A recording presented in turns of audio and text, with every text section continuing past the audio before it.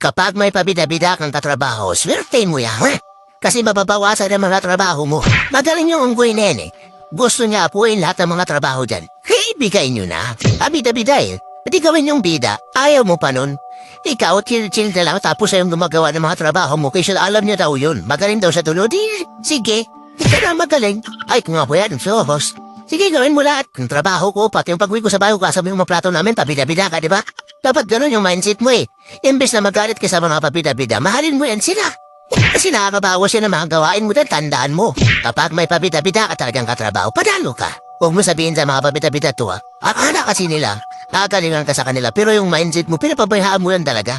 Kahit na kaya mong gawin yun, sige pabida, kahit paggawa mo. Para mabawasan yung trabaho mo, sino naka-mindset ngayon? Pwede sabihin sa mga pabida-bida to, baka kamay babuking tayo, sikreto natin ba?